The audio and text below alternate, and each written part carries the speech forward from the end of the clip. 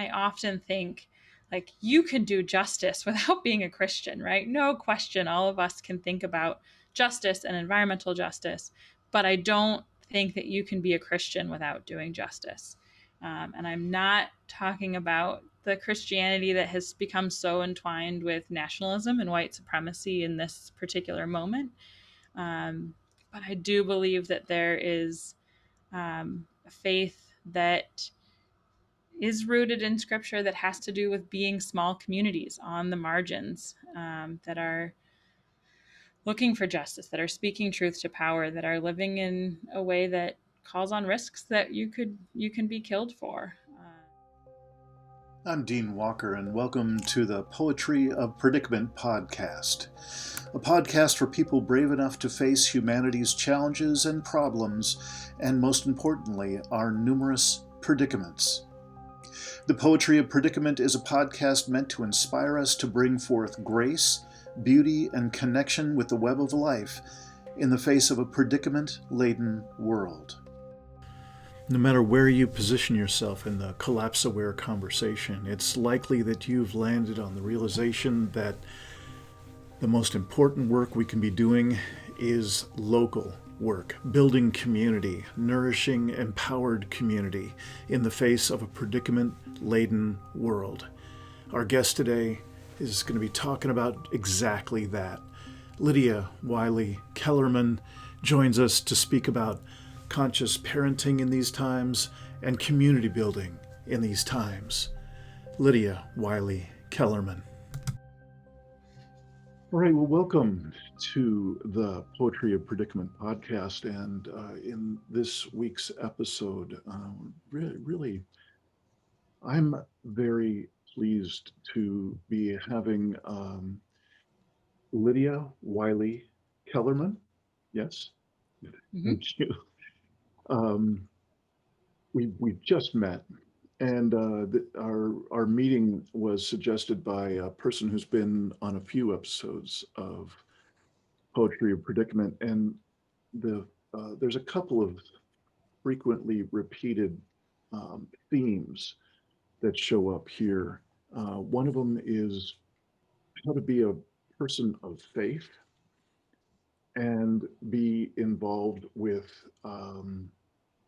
environmental issues, social justice issues. There's such a broad spectrum in the folks who would consider themselves people of faith.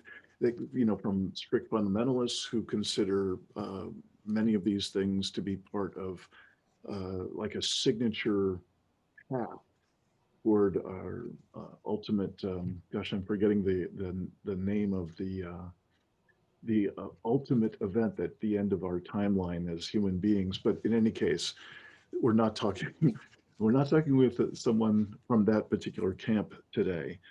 And what I'm particularly happy that we're talking with Lydia about is how to speak with our children about the various large-scale challenges, problems, and predicaments that we face.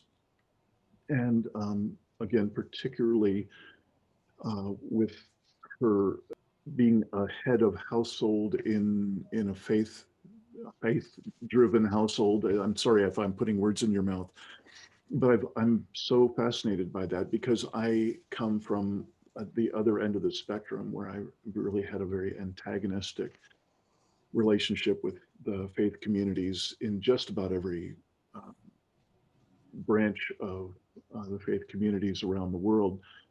And particularly the more fundamentalists, the more aggressively I was resistant to them. And part of my growth in these years since I've been serving the collapse-aware community as best I can is to have many, many conversations that have been so inspiring. And I've learned so much from people who are as interested to find out about me and my orientation to these extraordinary challenges that we're facing, and as I was curious to find out about them. So my thanks to Ken Witt for suggesting that we get together and have a conversation. I'm so interested to hear a bit more about how you grew up, what were the strong influences that you brought you to this kind of engagement.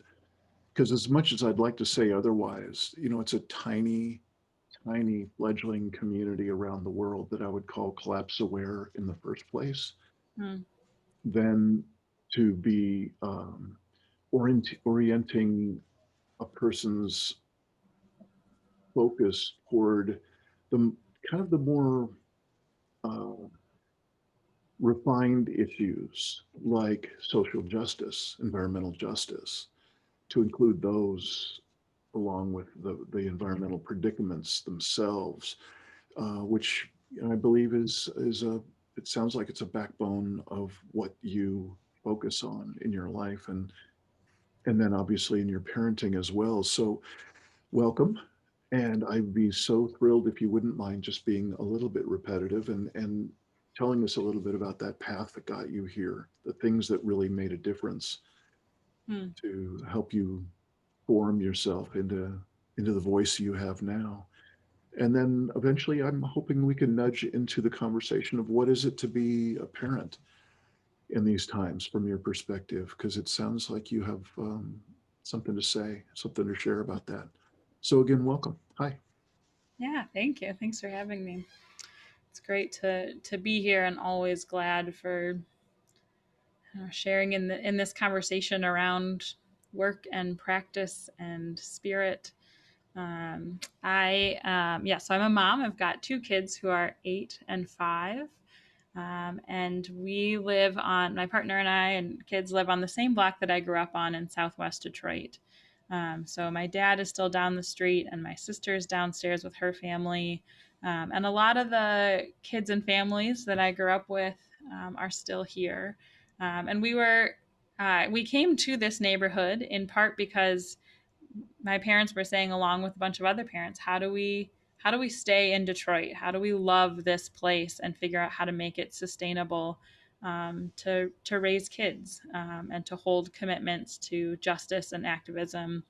And we were all sort of loosely around the Catholic Worker House, which is a house of hospitality, um, and also a place that would birth resistance, that would birth activism around Detroit struggles, and in those days, particularly around anti-war work. Um, yeah, so the question, so many different threads from what you were saying, but that was certainly one of the strands that taught me about faith and justice. And I often think, like, you can do justice without being a Christian, right? No question, all of us can think about justice and environmental justice, but I don't think that you can be a Christian without doing justice. And I'm not talking about the Christianity that has become so entwined with nationalism and white supremacy in this particular moment. Um, but I do believe that there is a faith that is rooted in scripture, that has to do with being small communities on the margins, that are looking for justice, that are speaking truth to power, that are living in a way that calls on risks that you can be killed for. And so for me, in the Catholic worker community, I was learning a faith while being in the street. So I really learned the liturgical year by where we put our bodies. So we would spend Advent Mondays, we would be vigiling outside of a place that was building engines for nuclear weapons, and we would spend Good Friday walking the streets of Detroit saying, where's this happening today? um, so that's one thread for me, and I think a lot about the ways that those movements and those elders are teaching us things for what it means to be walking into this crisis. And not that this crisis is new. I think there are all sorts of ways that I felt that as a child too. And my mom particularly had a deep love of the woods and of water. And when it started thundering, we would run to the beach while everyone else was running away, and jump in the waves. And uh, we were always out in the snow and the water. And I mean, she really taught a spirituality that had an intimacy with the earth that I'm really grateful for, and that continues to grow. Um, I've also been part of a group that created an anthology called Watershed Discipleship: Re-inhabiting Bioregional Faith and Practice, that was written by folks in their 20s and 30s who were experimenting with what does it mean to be disciples to our place, to learn from where we come from, where we are, where we're rooted. Um, Also, what does discipleship have to do with place, and how do we rethink about our borders, not based on city or nation, but on watershed, the folks who are fed by the same water as we are, to think of that as our community and to um, be creative in that. So that's another sort of place. And then I've actually, I'm kind of going down the faith route here, but thinking a lot about prayer, um, and what the role is in prayer, right? We can't pray our way out of climate change. that's not that's not going to happen. But there is something about what is the role of prayer, and I think it's very similar to poetry.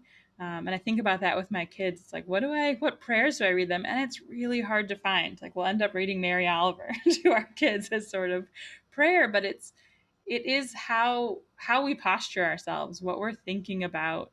And I think that prayer has the opportunity to create an intimacy with the earth, um, to find ourselves kneeling down in front of the dandelions and the monarchs, and finding love and joy and connectedness there. Yeah. I'm curious, do you know a gentleman named Michael Dowd?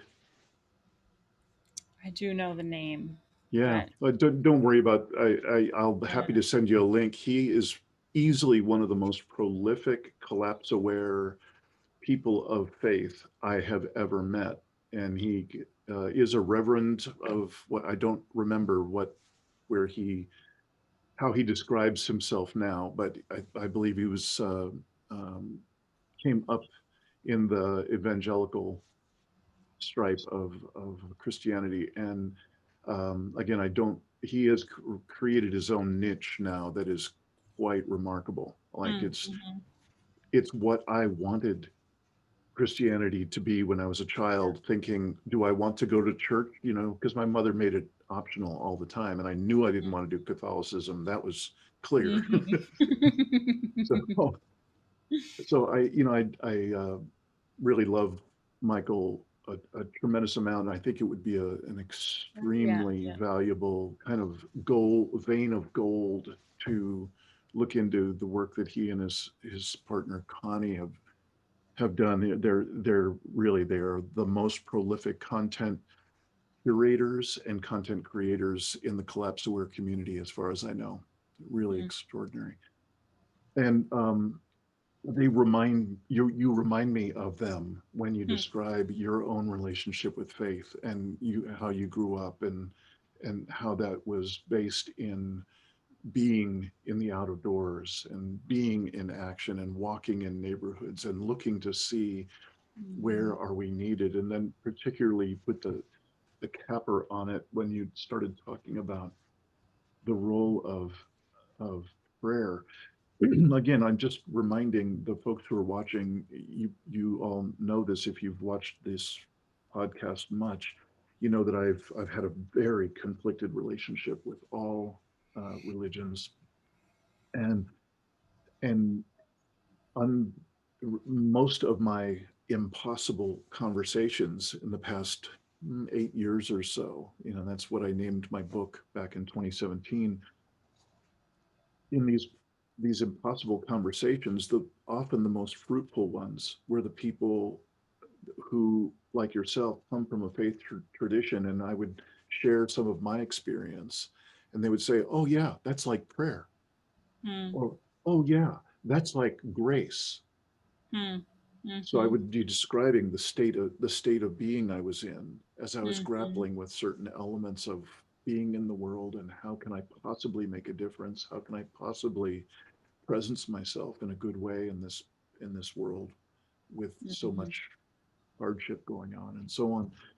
Yeah. So um so i that was one of the first words I used to describe this state that I always do this. I always run my Mhm, hand up and down my body from about my neck down to my perineum, and it's mhm, inside of me. And Mm-hmm. I call it, and I didn't coin the term, but I've come to call it the implicit system or implicit senses. Mm-hmm. And this is the area where when we're standing together on a cliff watching the sunset and we're moved to tears, we're Mm. moved from here. Yes. Yeah. When we orgasm, we're moved from Mm-hmm. here. When we have a feeling of expansion, of self or unity with everything around us, that emanates from here is what I would say. Mm-hmm. And I was hearing something similar, and I just wanted to say these things for you to just kind of get your reaction, kind of compare notes. Is it Yeah. possible we're overlapping here? When you talk about prayer, it seemed like you're talking about more than just the rote repetition of some little gesture and saying Mm. some words. It seems like you're describing a state of being. Is that safe to say? Yeah. Yeah, I think that that way of sort of slowing down and Mm-hmm, paying attention mm-hmm, and mm-hmm. finding ways that the outer world and the inner world connect, I think that that is that is what I would say. And I Yeah. think that that tension with religion is also so important. I just want to honor that it's so, religion has been so toxic and Mm-hmm. so violent, and we see that now too. So I think also living in that tension and being able to name it and struggle it with it, I think is really important. And I think there are folks who've had to leave, and I honor that and support that Yeah. for Yeah. healing, you know. And also, I think there's also something important about saying, I'm going to reclaim this. That there's something here on the fringes that is beautiful and important, and this is in some ways my ancestry that I need to struggle Mm. with and reclaim and call out something different than what we see so often. Yeah. I'm wondering if this would be a good kind of transition or segue into how how what you've just kind of declared. It sounded like Mm-hmm. you were kind of declaring this is what you've had your life be about. Part of it Mm-hmm. is to really come to terms with the ancestry and especially kind of the shadow elements of it, and how to create something new in Mm-hmm. in future. So I'm curious if we could make this a transition into you creating that future, you being an adult now, you Mm-hmm. being, creating this life for your family. Could you speak a little bit about how it is to raise your children and um, how they're doing, how you're doing, how your community is doing? Because it seems like these are the core issues I get to every time I speak with a person like yourself who's a parent, a collapse aware parent, and in this case, a collapse aware and person of faith parent. And I would just be curious if you would share with us some of what you've put together with your family in terms of how do you self-regulate? In other words, how do you take care of your heart and bring yourself back to center when the world is kind of knocks us off center? How do you co-regulate? How do you bring your family together to do that together? And Yeah. and what sort of elements do you have that you instilled in this family unit? And so if you could just tell us any of that stuff, I'd be very curious to hear. Yeah. Yeah, it's a pretty unbelievable moment, I think, in our time for parents. I have spent the last part of the last several years working on this book called The Sandbox Revolution: Raising Kids for a Just World, which is a collection of writers who are farmers and activists and teachers and um, yeah, sort of a beautiful diversity of folks coming together to talk about sort of what are these questions that are hungering inside of us, that we're looking for company in parenting, and some of those are around racial justice and um, climate justice, around money and education, and sort of all of these decisions that we make all the time, and how we hold our values and our commitments and the ways that those play out into our parenting, and how so many of the decisions that we're making all the time are also decisions. They're political decisions, whether we like to think of them that way or not, right? They've got um, systemic impacts as well as being deeply personal. Um, so this book came out in March, and I've had the chance to sort of talk with parents and grandparents in these last few months, and it's almost immediately people just start sobbing that you can't predict when a book is going to come out into the world, and I never could have imagined this moment as we were gathering it, that sort of parents could be so exhausted and so weary from this pandemic and everything that's happened in the last year and a half, and how I think lonely and hungry for community folks are. So I just sort of want to name that as this moment in time that we're all parenting into, and how to hold one another gently and lovingly, and um, is I think a big part of the work these days. Yeah, so I've got an 8 and a 5-year old who are um, incredible human beings in my personal opinion. Um, and I guess one of the things that I would just start with is sort of what seems really clear in them is a real intimacy with the earth. Like that is just where their hearts and brains are. They know more about animal species than I ever could hope to. And they really seem to understand themselves as one piece of the ecosystem that we're living in a very different way than I think that we were taught when I was growing up. Um, and so there's so much joy there. And I think part of parenting is just learning to be like, I'm just going to follow this joy that they have. And that might mean that I am lying on the ground watching this earthworm for an hour, but like that's what it means to sort of to Mm-hmm. parent and to love them and love the earth and help them fall deeper into that love. I often think about the quote from Baba Diem, who's a Senegalese environmentalist, who says, "You can't save the places you don't love. You can't love the places you don't know, and you can't know the places you haven't learned." And I think that's part of the work of parenting is how do we help our kids learn these places, the place that's holding their bodies, that where they're being raised to say, know this, learn this, fall in love with this place. And that gives you the commitment, the desire, the longing towards conserving or saving or fighting for whatever that struggle looks like.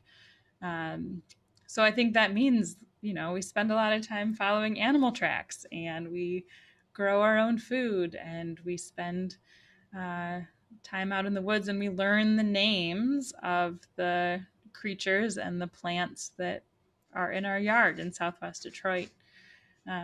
Which also reminds me a lot of I don't know if you know the book, The Lost Words by Robert McFarlane.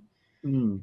Beautiful illustrated book of poetry. But where it comes from is this idea that every year the Webster's Children Dictionary, they have to adjust what words are in there. They put some words in and they have to take some words out because there's only a certain amount of room.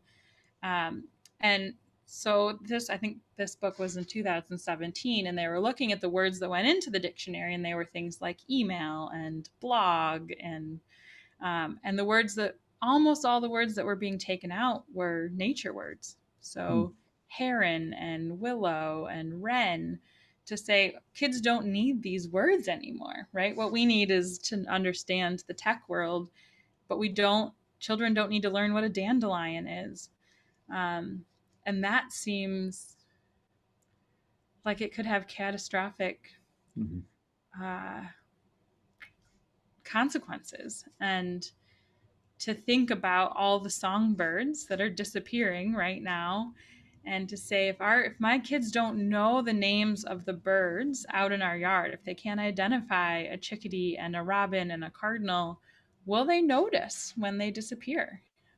And so part of the work is just learning the names of hanging a bird feeder and spending hours watching the birds and figuring out what their names are, feels so small, but I think it's part of that learning the land that we're from and the Yeah. consequences that will have as they grow older. I'm just curious if have you read any of the work of Derek Jensen? Pieces, yeah, here and there. Yeah. So what comes to mind is one of his more recent books called The Myth of Human Supremacy. I mean, any of his books are going to go deep into this direction because that's just who he is. Mm-hmm. Almost every time he talks and on his hundreds of YouTube videos, he'll include a number of elements, story fragments of how populations and species and bioregions have changed, and we have no reference for it whatsoever. We Yeah. don't know what it's like to see the sky darkened for days with a mammoth flock of birds, of carrier pigeons flying over, and it takes days for them to go by. And of Yeah. course, they're now gone. And the same with the numbers of salmon in streams and rivers that now we have tiny numbers and call them normal and call them exciting, and we still fish and so on. And numbers 10 times, 100 times that Yeah. volume were the norm. There was so much noise in a stream full of spawning salmon that you couldn't hear yourself. You couldn't hear someone standing right next to you speaking, Mm-hmm. that kind of thing. Yeah. So there's such a sweetness in what you're describing that, yeah, is there perhaps anything more important for a child to learn than about their neighbors in their own yard, in their own area? How Mm-hmm. many birds do you know? How many worms do you know? How many insects Mm-hmm. can you identify? And plants Mm-hmm. and so on. It sounds beautiful. Yeah. And And I I'm, think that uh, what you were saying too just reminds me of sort of the loss that we have from becoming so transient, that we move so much and we're sort of not rooted in a place that I think if mhm. we're in a place long enough, we can see the effects of climate change without question. Yeah. I mean, I think about my own childhood in this neighborhood and how we used to freeze our backyard every year to go ice skating, and we would freeze it, and it would be an ice rink for 4 weeks. And Mhm. now you don't have 4 weeks where it's below 30 degrees. You might have a few days and then it goes up, and it's different than it was. Or the lake that I go to every year, it's like it was full of animals when I was little, and now there's no clams and there's no crayfish. And you can see it if you're bringing your body back to the same place. It's like every year we pick our cherries earlier off of our tree, and it's it's there if we're paying attention and we're just sort of being embodied in these Oh, places and coming back to it again and again. yeah. Lydia, I'm wondering if you would mind if I asked what to me is a tougher question, and you have complete room to pass any time in any of these questions. I'm wondering, how do you explore including grief in your world with your children? I have no question that whatever you do is going to be age appropriate and so on. So let's just assume that. But we live in a time when the stakes are higher than they've ever been in human history. They're on a Mm-hmm. global scale, and we're I'm clear. I'm going to see devastation of certain aspects of our world within my old guy lifetime. And Mm-hmm. so it's a tough question for the parents that I get to speak with. And um, I just want to honor that it's not easy for me, just an adult that does not have children, to answer that question for myself. Mm-hmm. And it's literally heartbreaking when I'm just kind of touching into that right now. Mm-hmm. Um, when I'm speaking with someone like yourself, who is such a conscious parent and is raising such vibrant, connected children, would you mind saying how grief is Yeah, included in your world? I'd love to. I think that grief is something that's so important in so many ways. And I kind of think of it actually in two directions. And one is sort of holding how we're holding their grief, because there's no question that at 8 and 5, they're um, feeling climate grief. My 8-year-old last week, we were biking and we passed by a area in the woods that I don't know if they were doing logging or building a house, but a whole bunch of trees had been cut down. And he just biked up next to me and his eyes were filled with tears. And he said, "Why do people hate nature so much? Like, don't they know that we need one another to live?" Um, and and similarly, I mean, it's just thing after thing just breaks his heart. It's like driving a car, bottled water. Like he feels that really deeply. Last year we were building a snow fort and he was sort of on his own for an hour building, and then out of the blue he just said like, "Mommy, I love nature so much more than anything. I would go to jail for the rest of my life if it meant that nature would be free and never hurt again." Mm, um, and there's a sense of a parent of both sort of the like worry and shock of that, but also this like wanting to honor that really deep grief that he's having.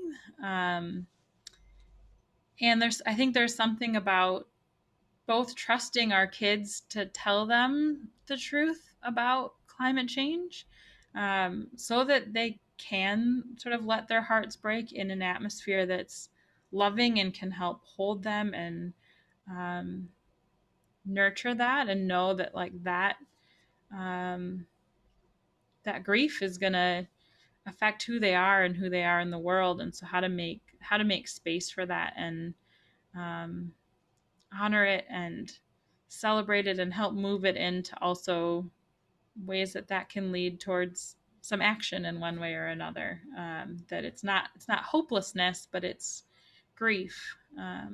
yeah, And then the other thing I think a lot about is just sort of are the practices of grief. And that's something our society is not very good at grief in general. exactly. We hide death, we privatize it, we send it off to the funeral homes. We don't have it in our living room anymore, right? We used to have bodies Mhm. in our living room and be able to touch and hold grief, and we don't know how to do that very well anymore. um, Mm, and there's so many things that our kids are now going to need to learn that we didn't learn growing up. And I think one of those is relearning the rituals around grief, how to be able to hold death. And my 5-year-old loves nothing more than walking in the woods and searching for bones. It's like he's just looking for the dead rabbit that's underneath the snow, and he picks up those bones and wants to know the story and wants to try to figure out how the rabbit died, and wants to bring the bones home. And there's part of me that's like, I don't want to touch these bones. But it's like, no, something about you being able to pick up death and understand that it's natural and that you can have this intimacy and holding bones, um, is a gift. And similarly, we ritualize death as much as we possibly can. So we have a backyard full of so many buried dead animals. You wouldn't believe it. It's like my 8-year-old found a sparrow and that was dying, and he held it all for a few hours until it died, and then we invited over neighbors and grandparents, and we sang and talked about the life of the bird, and we buried it, and we planted flowers on top of it. And we've done that with our rabbit and our fish. And these moments become opportunities for saying we can look death in the face and we can love these creatures and we can let them go. And um, we can figure out how to cry and how what songs we can sing, what poetry we can read, so that those are become instinctual as we move forward into a time where we're going to just be facing more and more death all the time. yeah. I'm I'm pretty shocked at your articulation of our situation with grief. it's rare that I hear someone so clear. I'm in absolute agreement with everything you just said, and it is such an extraordinarily difficult conversation to have with a person, unless, of course, some event, some inner motivation of that would be extraordinary, kind of nudges them through that membrane of resistance that we seem to have as a culture that you were just describing so well. I'm not quite sure how to say this question. I'm curious where it feels like you are going and your children are going in the face of these extraordinary times. Um, do you have a sense of your own kind of what's motivating you in a particular direction, and could you describe that direction a little bit from here? And Mm, then anything you could sort of imagine that your children seem to be where they seem to be headed? mm. Is that a clear question? I don't mean to be weird with it. I just am curious. You have such a remarkable foundation that you've described in your home life and in your relationships with one another and with the earth. And I'm Mhm. just curious if you have any either predictions or kind of ideas or notions about, yeah, seems like I'm kind of headed this way, and I could see my 5-year-old going this way, and maybe the 8-year-old's kind of headed that way. My partner, is that clear? I don't mean to be Yeah, odd. I'll ramble on a little bit and see if it's the direction you're thinking, and you can nudge me another way, Okay. if not. But yeah, I mean the questions around grief and sort of coming through a membrane. Just to sort of respond to that, I think it's absolutely true. And for me, comes from my mom died when I was 19 after a 7.5 year with battle with brain cancer. And so again, I had come out of this tradition of activism and figuring out how to live counterculturally and everything else. And that also played into how we die and how we did grief, how we did burial. And we were able to let her die at home and think about hospice. And at 19, I was able to be part of washing her body and dressing her, and kept her body in our house. And so all of those questions about thinking about sort of a different way, and how to do grief. And so death and dying are a big part of what I've thought about and carried. Um, my my work has really sort of turned into mostly focused around writing and editing. So I'm also the editor of G's Magazine, which is a quarterly print ad-free magazine at the intersection of art, activism, and spirit. And for folks on the fringes of faith, that is how we think about it. And so I do feel like a lot of my work is around stories and gathering stories from communities who are struggling with what it means to be human right now, and how we respond. Communities that are thinking creatively in all sorts of ways. I do feel myself more and more shifting towards thinking about writing and editing around climate. I think that's sort of where my heart is, and where my kids have moved my heart. That it really is sort of watching them and following them and being with them. I feel them changing me, um, and that's. I mean, I know that in Detroit struggles, right? I know folks who are environmental justice warriors who are just um, exhausted, and we have fights over privatization of water of the Great Lakes, and folks having their water shut off, and having the marathon plant in our city. And so all of those struggles that connect climate and racial justice are a part of daily work all the time. I also think that part of where our life is headed is being present to the moment and continuing to build deep roots in our neighborhood. Mhm. Um, I'm mindful that we had this podcast scheduled for a few weeks ago, and then we both sort of ended up in climate catastrophes. I know that you've been Yeah. really suffering with the heat in a Mhm. big way on where you are, and we experienced a flood. We got over 6 inches of rain in 12 hours, which for Detroit is what would be considered more than 1,000-year storm. And so the entire city flooded. Everyone's basements backed up with sewage.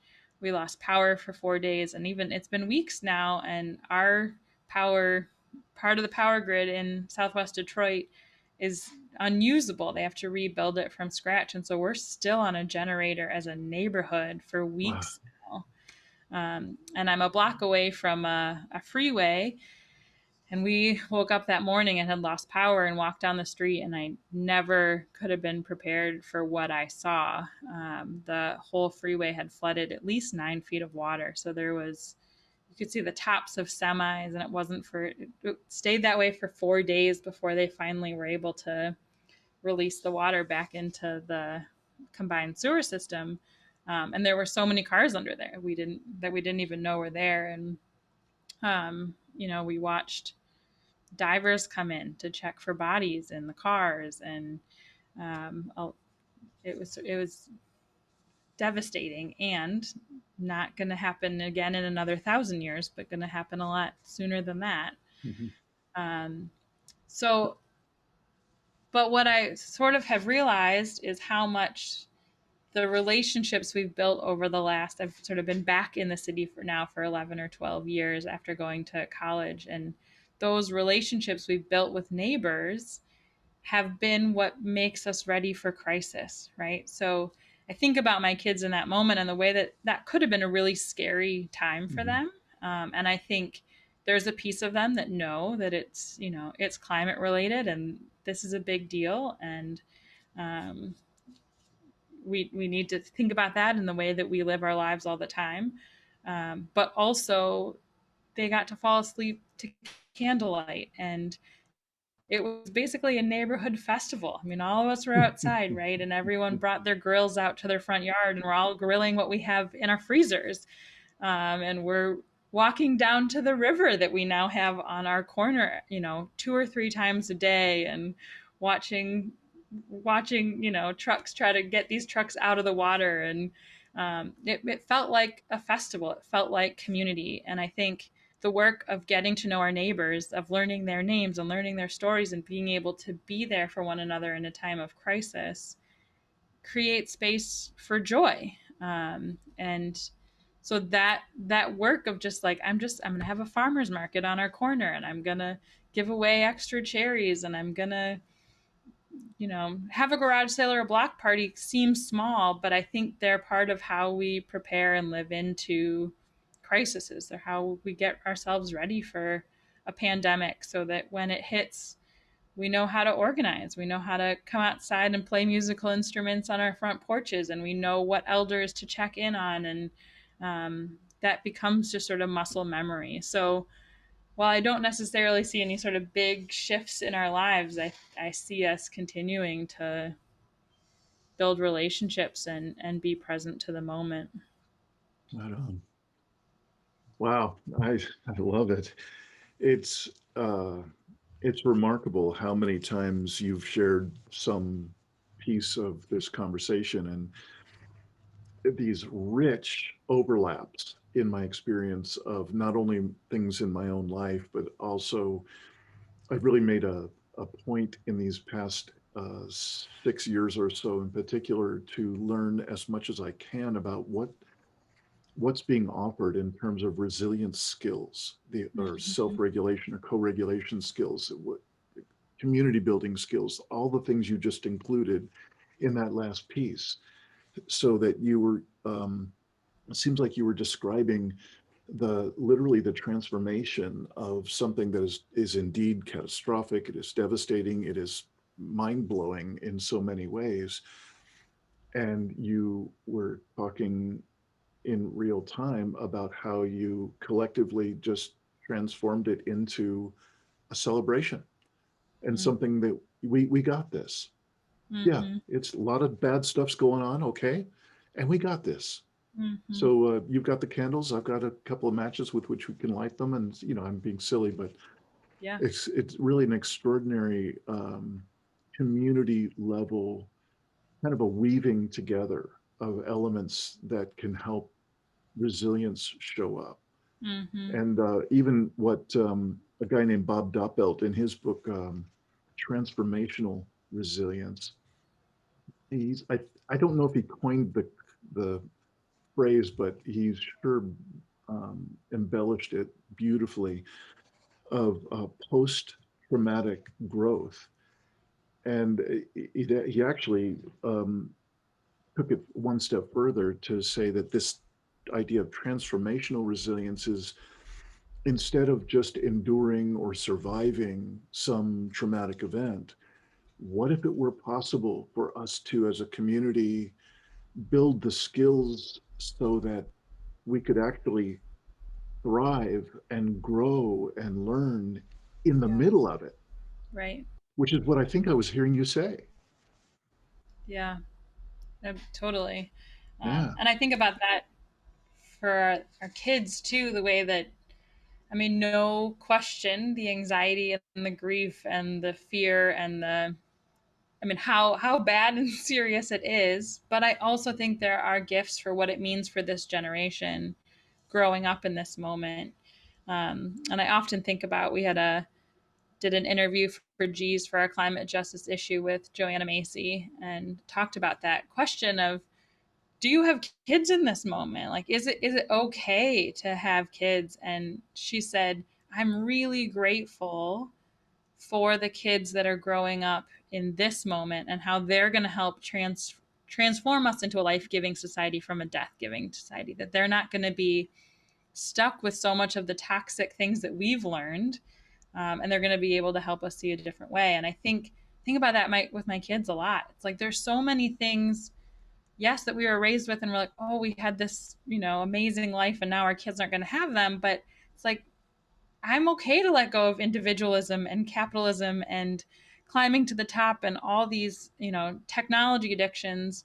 And instead, our kids are going to have to learn how to put their hands in the dirt, and they're going to have to learn how to do things with their bodies, and they're going to have to learn how to grow their own food and how to rely on community. And there's actually a really beautiful gifts of what it means to be human there, that I think they're going to have uh, a real beauty too, that comes along with this struggle, that and letting go of a lot of that stuff we don't need.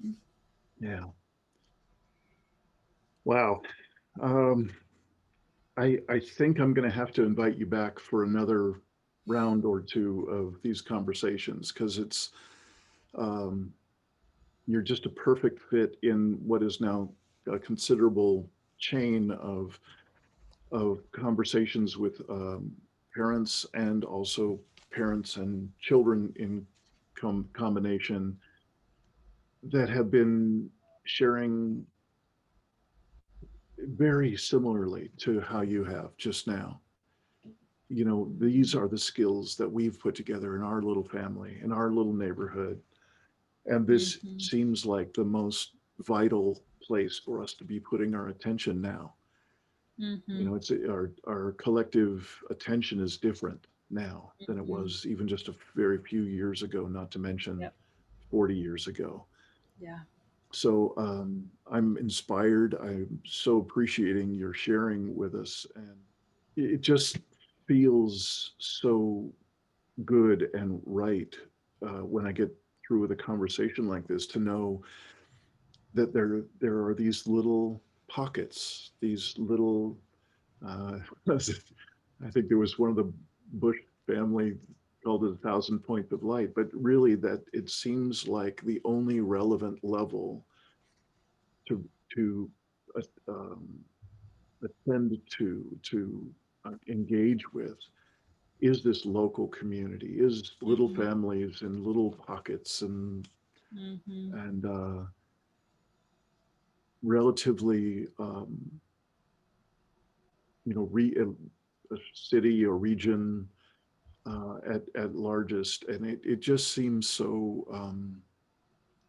refreshingly simple compared to the hyper complexity and the toxicity of the larger scale. There seems to be almost no good news coming at that scale at all. So Mm-hmm. it's so refreshing to hear what you all are up to, and in real time. You know, it is true. Just a I don't know, roughly 50 miles away. I'm 50 miles away from the largest wildfire in the USA right now, and you're Yeah. describing these horrific floods. And there's something really just simple and good about what I hear you describing. So Mm-hmm. just thank you so much for sharing about your own work in the world, and your own family, and your neighborhood. It's um, it's good stuff, and I'm serious that I would really love to connect with you again in future conversations, because for me there are a number of threads that I think we could go a bit deeper in, and if that would be okay with you, I'd love to have you back. Yeah. Thank you. Anytime. Yeah. So, Lydia, thank you. Thank you. Thanks for watching another episode of the Poetry of Predicament podcast, produced by Dean Walker and the Living Resilience Alliance, www.livingresilience.net. Music today from Michael Hedges, as always, and also Port Blue Into the Sea. Also available on our website, www.livingresilience.net, is a wide array of articles, online learning series, arranging group and individual resilience coaching, and sign up for our every other Tuesday free support group that we call Safe Circle Calls.